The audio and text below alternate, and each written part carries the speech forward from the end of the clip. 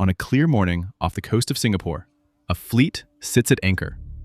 Dozens of container ships, each longer than 4 football fields, float in place with nowhere to go.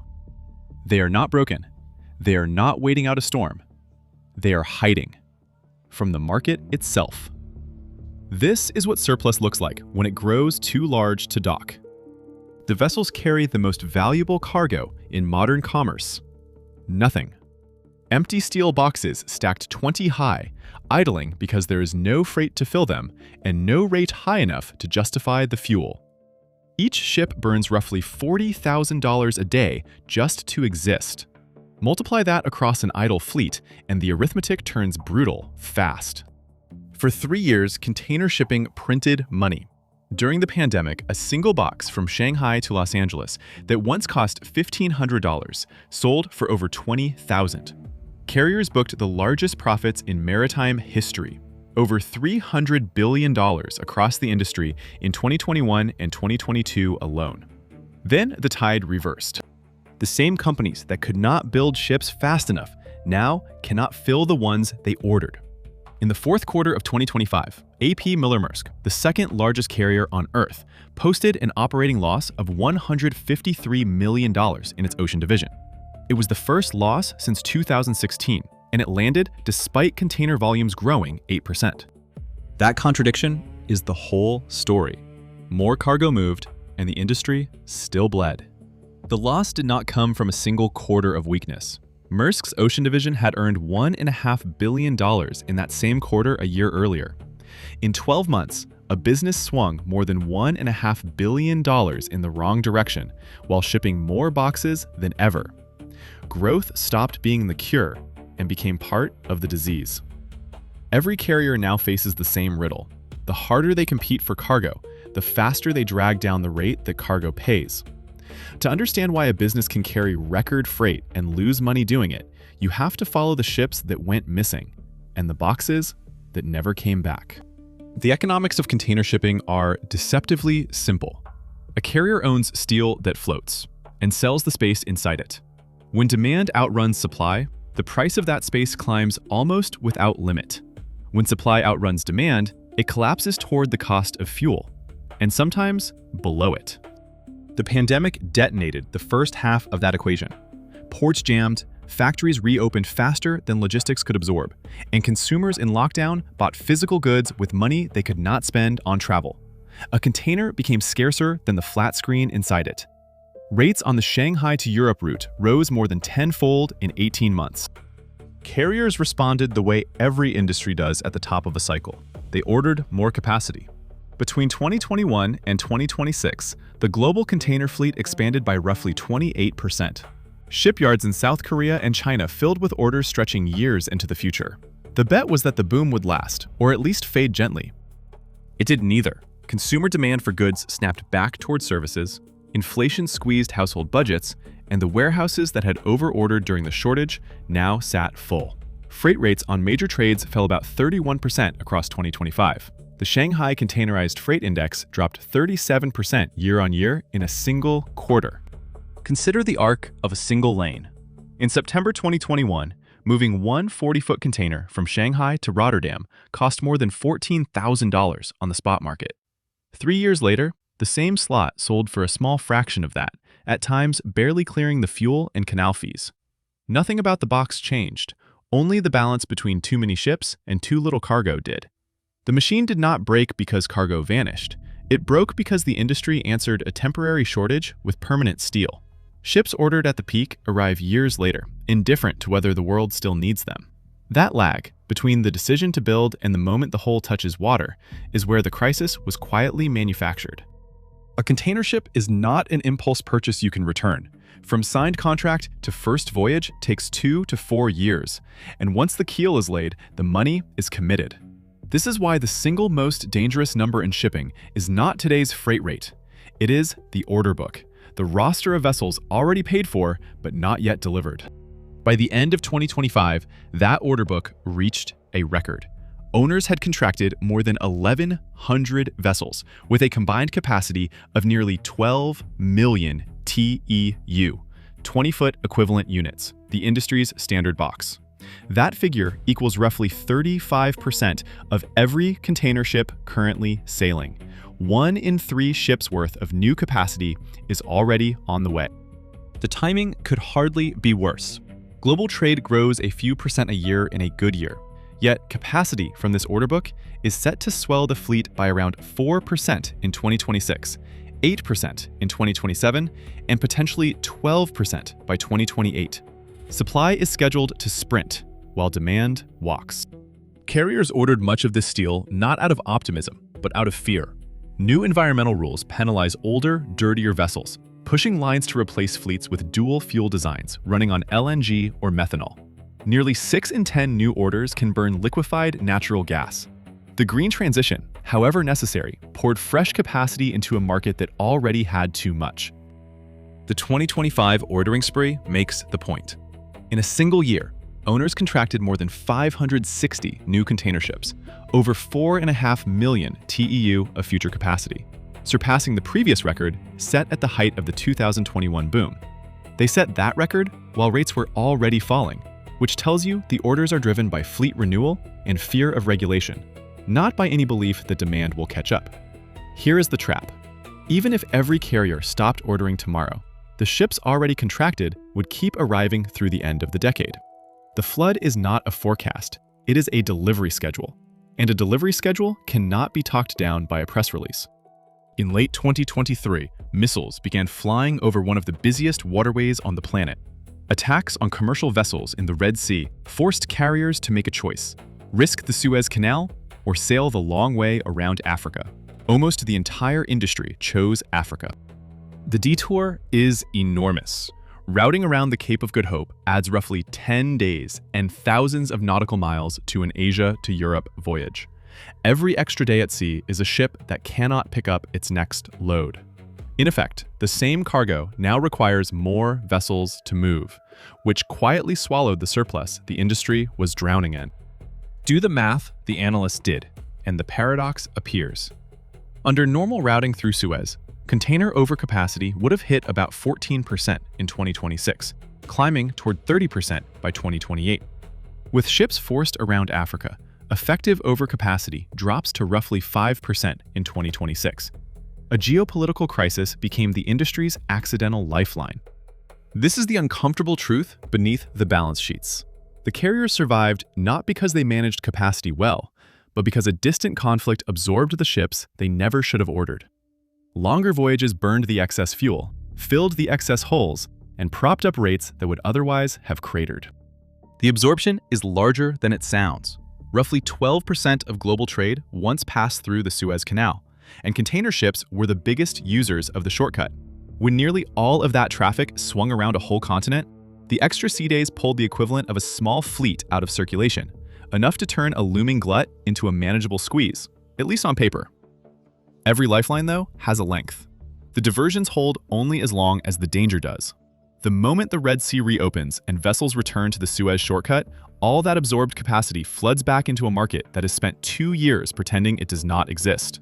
The rescue and the reckoning are the same event, separated only by time. Picture the signal going out across shipping desks in Copenhagen, Geneva, and Marseille. The Red Sea is safe again. It sounds like relief.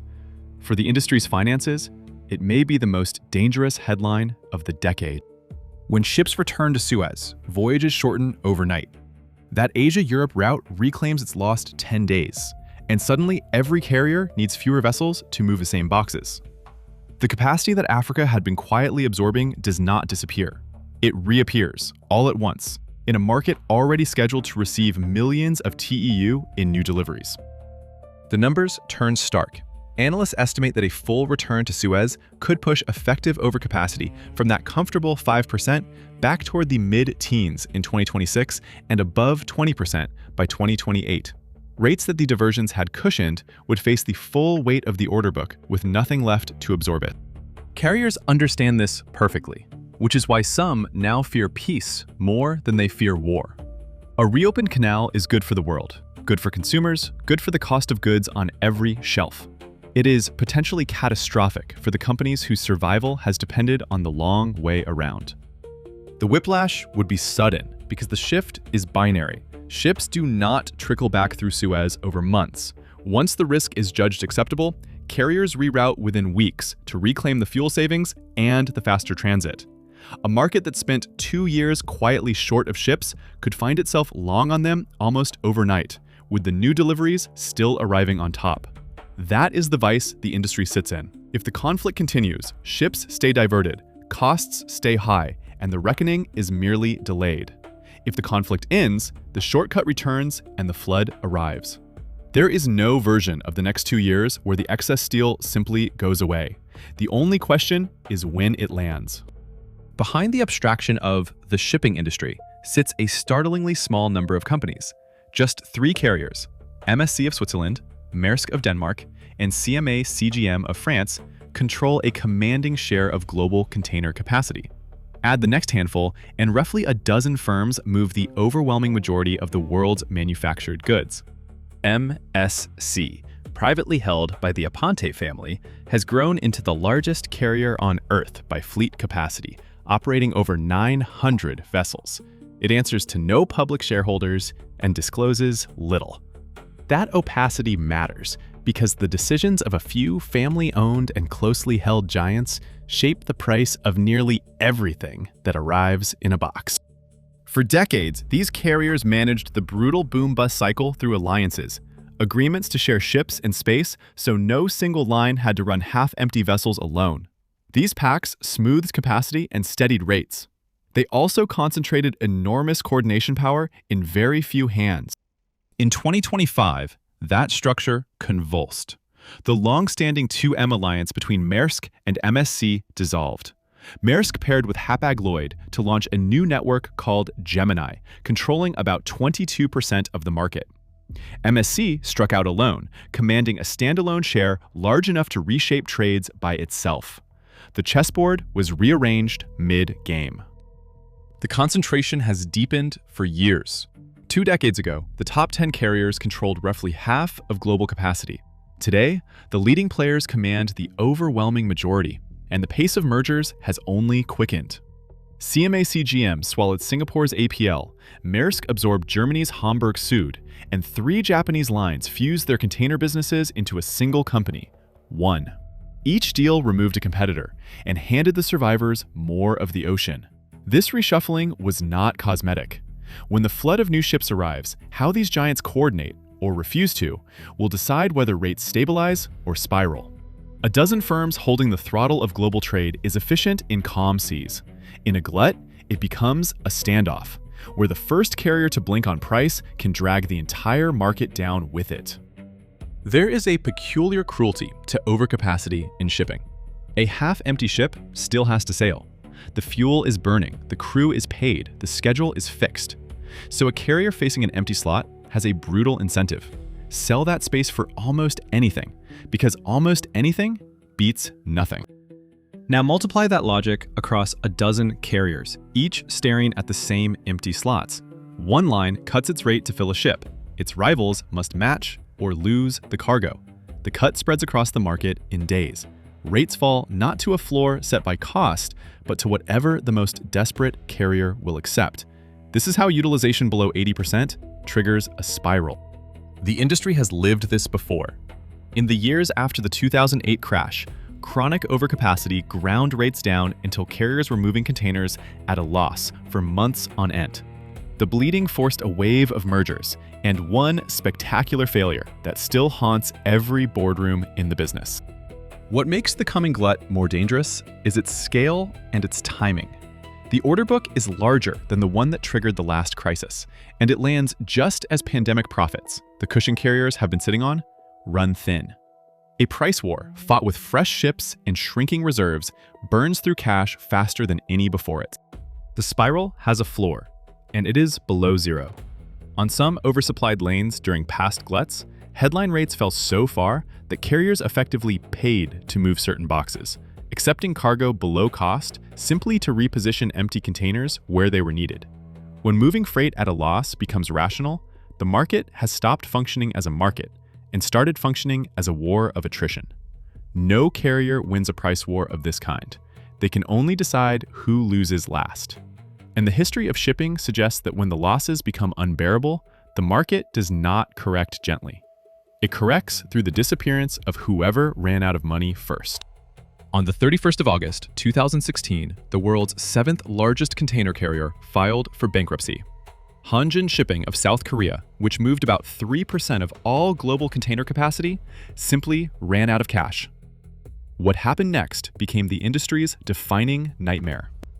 The instant Hanjin collapsed, its ships became untouchable. Ports refused to unload vessels they feared they would never be paid to service. Tugboat operators demanded cash up front. Ships loaded with cargo were turned away from harbor after harbor, drifting offshore with crews aboard and no country willing to let them dock. The scale of the paralysis stunned everyone. More than $14 billion in cargo, electronics, textiles, food, the ordinary contents of global trade, sat stranded at sea. Over 500,000 containers were suddenly in limbo. Retailers watched holiday inventory float uselessly beyond the horizon, while the shipping season slipped away. Hanjin did not collapse from a single catastrophe. It collapsed from exactly the condition the industry faces now. Years of overcapacity, grinding rates below the cost of operation, until a carrier that had merely been unlucky ran out of runway. The bankruptcy was not a lightning strike. It was the slow, predictable end of a company that could no longer outrun its own losses. The cost rippled far beyond one company. Insurers estimated the stranded cargo, valued at industry-standard rates, approached $17.5 billion. Retailers rerouted freight at emergency spot prices. Port operators absorbed unpaid bills, and the entire trans-Pacific supply chain seized for weeks during the peak pre-holiday shipping season. A single carrier's failure taxed everyone who touched the network. Every executive in shipping remembers Hanjin because it proved the cycle can kill. Overcapacity is not an inconvenience that pressures margins. Taken far enough, it is a mechanism that erases companies and strands the goods of everyone who trusted them. The question hanging over the next 2 years is whether the market has grown too big to let it happen again or too crowded to prevent it. A container ship costs upward of $200 million for the largest classes. Almost no carrier pays cash. The fleets that move global trade float on an ocean of debt. Loans, leases, and bonds, secured against steel whose value rises and falls with the freight market it serves. During the boom, this leverage looked like genius. Carriers used record profits to order ships and still had cash to spare. Banks and lessors competed to finance vessels that seemed guaranteed to earn. The same optimism that filled the order book also filled the balance sheets with obligations that assumed the good times would continue. They did not. As rates fall, the income that services that debt shrinks while the payments stay fixed. A ship financed at peak valuations becomes a liability when the market that justified its price evaporates. The vessel still sails, but now it earns less than it owes. The maritime version of an underwater mortgage at industrial scale. The pandemic windfall bought the industry a cushion. Carriers paid down debt and stockpiled cash, which is precisely why the current losses have not yet produced a Hanjin. But cushions deflate. Every quarter of losses draws down the reserves, and the newest, most expensive ships, the ones ordered at the top, carry the heaviest financing just as they enter the weakest market. The lease market sharpens the risk. Many carriers do not own their newest ships outright, but charter them from tonnage providers on multi-year contracts signed when rates were high. Those charter rates were locked at boom-era levels, so a line can be paying a premium to rent a vessel that now earns a discount. The contract does not care that the market turned. The payment is due regardless. This is the fault line beneath the visible crisis. Overcapacity crushes rates. Crushed rates starve cash flow. Starved cash flow meets fixed debt. The carriers most exposed are not necessarily the smallest. They are the ones that bet hardest on the boom lasting and finance that bet with steel they are still paying for. The crisis does not stop at the water's edge. Ports, the fixed anchors of a fluid trade, absorb every shock the carriers pass along. When ships divert around Africa, entire port economies built around Suez traffic lose the vessels they were designed to serve. When rates collapse, the terminals feel it in throughput and fees. Consider the transshipment hubs, ports whose entire business is transferring boxes between ships, rather than serving local cargo. A hub positioned for the Suez route thrives when that route is busy, and withers when traffic reroutes. The Red Sea diversions redrew the map of which ports mattered, enriching some harbors around Africa and starving others in the Mediterranean. Ports also carry their own heavy debt, dredging deeper channels, building taller cranes, and extending berths to handle ever larger ships costs billions, often financed by public authorities betting on decades of growing traffic. When the ships get bigger, but fewer, or reroute entirely, that infrastructure sits underused while the loans come due. The largest vessels compound the strain. Carriers ordered giant ships to cut cost per box, but only a handful of ports can physically handle them. This forces cargo through fewer, larger gateways, leaving smaller ports fighting for scraps and concentrating global trade through a shrinking set of choke points. Efficiency for the carrier becomes fragility for the network. The scale of modern vessels makes this concentration extreme. The largest container ships now carry over 24,000 boxes each, and only a handful of deepwater ports worldwide can berth them fully loaded. A single one of these ships arriving unannounced can overwhelm a terminal's cranes and yard space for days, which is why the failure of one giant carrier does not stay contained. It jams the few gateways big enough to have handled its ships at all. When a carrier fails, the ports are left holding the wreckage, literally. Stranded ships, unpaid fees, and containers no one will claim become the port's problem to store and eventually to clear. The shipping crisis is often described in the language of freight rates and balance sheets. On the ground, it arrives as a harbor full of steel that no longer pays its way. For all the talk of billion-dollar losses, the shipping cycle ends in something ordinary: the price of the object in your hands. Nearly everything manufactured travels at some point inside a container. The cost of that journey, invisible on the label, is baked into what you pay at the register. When freight rates spiked during the pandemic, that cost flowed straight to consumers.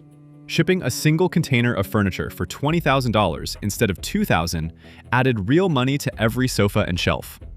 The collapse in rates since then has quietly worked the other way, shaving a hidden surcharge off the cost of imported goods. This is the paradox that makes the crisis so strange to judge.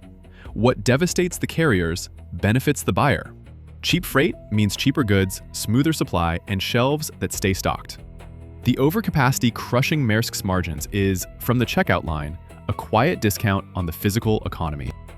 But cheap freight built on a carrier's losses is not stable. If the price war drives lines into failure, the disruption that follows, stranded cargo, canceled sailings, scrambled supply chains, hits consumers far harder than any rate increase. The Hanjin collapse proved that a bankruptcy in shipping can empty shelves faster than a rate spike ever could. The pandemic made the hidden cost briefly visible. When freight rates peaked, economists estimated that soaring shipping costs added a measurable slice to global consumer inflation, feeding into the price of everything from appliances to auto parts. Most shoppers never connected the dot between a container rate in the Pacific and the sticker in the aisle. But the link was direct, and it ran in both directions. So the consumer sits at the end of a chain they cannot see, benefiting from a fragility they do not feel. The low prices are real. So is the instability underneath them. The question is whether the industry can shed its excess steel through orderly retreat, or whether it will do so the way it did in 2016, through a failure that reaches all the way to the store. There is one reliable way to fix overcapacity: destroy the excess. When too many ships chase too little cargo, the market eventually sends the oldest and least efficient vessels to the breaking yards, where they are run aground and torn apart for steel. Scrapping is the industry's release valve, and it has been suspiciously quiet. During the profitable years and the Red Sea diversions, almost no ships were scrapped. Why demolish a vessel earning money, or one suddenly needed to sail the longer route around Africa? The diversions that saved the carriers also removed their incentive to shrink the fleet. Old ships that should have retired kept sailing, adding to the glut waiting in the wings. When the correction comes, scrapping will have to surge to absorb it. But demolition is slow, limited by the capacity of the breaking yards, concentrated in a few South Asian nations. There is a ceiling on how fast the world can dismantle ships, and it is far below the rate at which new ones are arriving from the order book. The arithmetic is unforgiving. Millions of TEU in new capacity are scheduled to arrive, while the industry can realistically scrap only a fraction of that each year. Even an aggressive demolition wave cannot keep pace with the deliveries already locked in. The release valve exists, but it is too narrow for the pressure building behind it. The demolition market itself tells the story. During the lean years after 2008, shipbreaking beaches in India, Bangladesh, and Pakistan ran hot as carriers dumped tonnage to survive. Through the recent boom and diversions, those same beaches went quiet, starved of vessels because every hull was worth more sailing than scrapped. The yards stand ready, but they cannot conjure ships to break faster than owners are willing to surrender them. This is why analysts speak of a multi-year overhang rather than a single bad quarter. The excess cannot be scrapped away quickly, cannot be canceled from the order book, and cannot be filled by demand that is not there. It can only be endured, and the industry is entering that endurance test with the largest fleet it has ever floated. Layered on top of the overcapacity crisis is a second pressure the industry cannot postpone: decarbonization. Shipping produces a significant share of global carbon emissions, and regulators have finally moved from warnings to rules. New efficiency standards penalize older vessels, and carbon pricing is arriving in major markets. The cost of running a dirty ship is climbing, on purpose. This is precisely why the order book swelled. Facing rules that punish old tonnage, carriers rushed to order cleaner dual-fuel ships capable of burning LNG or methanol. Nearly 6 in 10 new orders can run on liquefied natural gas. The regulation that aims to shrink shipping's footprint had the side effect of accelerating the flood of new capacity. The transition is expensive in a way that compounds the financial squeeze. Cleaner ships cost more to build, and the alternative fuels to power them cost more and are not yet widely available. Carriers are pouring capital into vessels that are pricier to buy and to run, at the exact moment their revenue is collapsing under overcapacity. There is a strategic gamble buried here. A carrier that invests early in clean tonnage bets that carbon costs will soon make older fleets uncompetitive, handing an advantage to whoever moved first. But if the transition stalls or fuel supply lags, that carrier has spent scarce cash on ships whose premium never pays off. The green bet and the overcapacity trap are wound tightly together. Methanol illustrates the wobble. In 2023, dual-fuel methanol ships made up nearly half of all container orders, championed by carriers betting it would become the clean fuel of choice. 2 years later, that share had collapsed to around 1 in 10, as owners hesitated over fuel supply and cost, and swung toward LNG instead. Billions in ordering decisions pivoted on a fuel the industry has not yet agreed on, capital committed to ships whose winning bet is still unproven. The industry thus faces two crises that feed each other. Overcapacity demands fewer ships. Decarbonization demands newer ones. The result is a fleet that is simultaneously too large and too old, pressure to shrink and to renew at the same time, with less money to do either. No cycle in shipping lasts forever, and this one will end the way they all do, through pain that clears the excess and resets the board. The question is not whether the industry survives, but what shape it takes on the other side, and who is left standing when the water recedes. The most likely outcome is consolidation. When losses become unbearable, weaker carriers are absorbed by stronger ones or vanish entirely, and capacity that once competed comes under fewer flags. Each past crisis has left the industry more concentrated than before. The coming glut points the same direction: fewer, larger players holding even tighter control of global trade. That concentration carries a cost the crisis obscures. An industry of a dozen giants can weather storms better than a fragmented one, but it can also coordinate prices more effectively once calm returns. The consumers enjoying cheap freight today may find, after the shakeout, that the survivors have both the discipline and the market power to keep rates comfortably high. History rhymes here with precision. The overcapacity that followed the 2008 crash forced exactly this kind of consolidation, birthing the mega alliances and swallowing weaker lines, until the survivors emerged with pricing power they had lacked before. When the pandemic shortage hit that leaner industry, rates exploded, partly because there was no slack left in the system. Concentration and fragility grew from the same root. There is also the question of resilience. A leaner, more concentrated industry moving trade through a handful of megaports and megaships is efficient until something breaks. The pandemic and the Red Sea both showed how a single disruption can ripple through a system with little slack. Squeezing out excess capacity also squeezes out the buffer that absorbs shocks.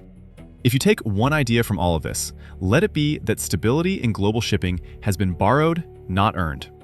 If this breakdown of the forces reshaping global trade was worth your time, consider subscribing and tell us in the comments which choke point of the world economy you want examined next.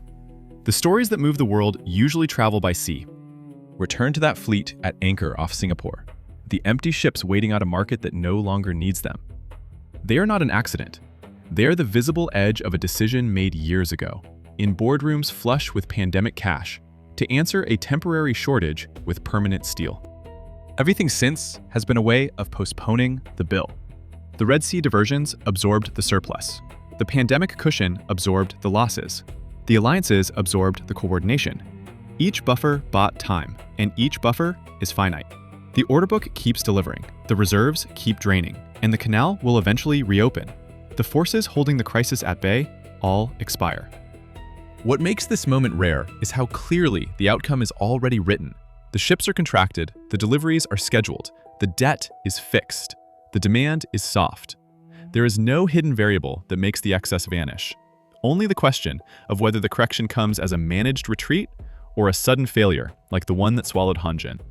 The industry that emerges will be smaller in players and larger in power, cheaper for consumers in the short run and more fragile in the long. The steel that seemed like strength at the top of the cycle became the weight that pulls the whole business under. That is the pattern of every glut, written this time at the scale of the ocean itself. The ships will keep arriving. The rates will keep falling. And somewhere in the next 2 years, the industry that carries 90% of everything will discover which of its giants can survive carrying almost nothing at all. The reckoning is not a forecast. It is a delivery schedule. And the first vessels are already at sea.